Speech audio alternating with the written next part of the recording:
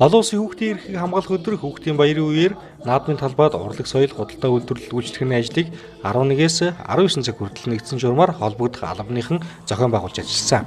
Энэ өдөр амрын талбай болон наадмын талбайд эцэг эхчүүд хүүхдэд баярлуулан олноор цугларсан байна. Энэ үеэр хүүхэд гэмтэх, бэртэх асуудал гараагүй хэдий ч төөрсөн хүүхдийг хүлээн авах цэгт 6 хүүхэд төөрч ирсэн байна. Мөн хүүхэд хамгааллын 108 утсанд 14 настай нэг хүүхэд бие махбодын хүчирхээлэлд өртсөн дуудлага ирсэн байна.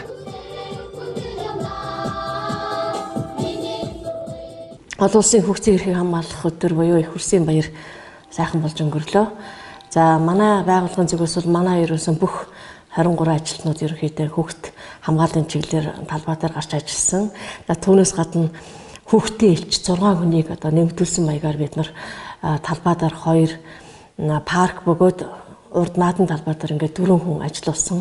За эднэрийг манай бас мэрэгчлэтнүүд өөрс нь ахлаад ингээд ажилласан. За энэ хугацаанд бол талбай дээр парк бөгөөд талбай дээр 4 хүүхэд 6 хүүхэд төрснийг эцэд нь олгож өгсөн. За энэ төв талбайдаа төөрсөн хүүхэд бол одоо тэр наадмын талбай дээр очсон явсан. Тэрэн дээр бид нэг 2-3 цаг эцэгхийн нэрэн сурвалжилж байгаад ерөөхдөө хүүхдүүдэд хүлээлгэж өгсөн. Тэр бол бас хөгжлийн бэрхшээлтэй юм хүүхдээсэн. Энэ баяр ёслолын одоо үеэр бол ноцтой ийм зөрчил бол гараагүй.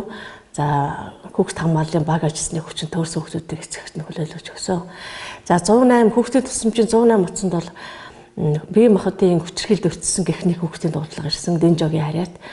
Тэгээд өнөөдөр ерөнхийдөө тодруулаад хойд эцэг нь одоо хүүхдийг бас бие махбодод талдсан ийм хэрэг гарсан байсан.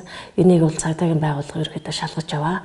За манай Дэнжогийн хамтарсан баг бол гэр бүлийн хүчирхээлийн нөхцөл байдлын үнэлгээ хийгээд тухайн гэр бүлтэй нь ажиллахаар ингээд ерөнхийдөө төлөвлөгөө гаргасан. Хүүхдийн биеийн байдал сайн байгаа.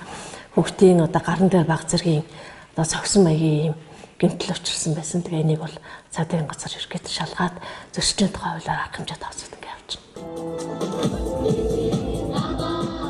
Энэ өдөр гэр бүл хүүхэд залуучууд хөгжлийн газраас нэмэлтээр хүүхдийн элч ажиллуулж төөрсөн хүүхдийг эцэгт нь хүлээлгэх ажлыг цаг алдгүй зохион байгуулсан байна.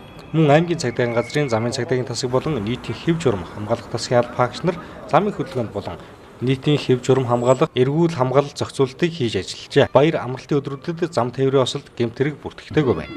Харин хүүхдийн 108 утсанд ирсэн хүүхдийн бие махбодын хүчирхийллийн хэргийг шалгаж байна.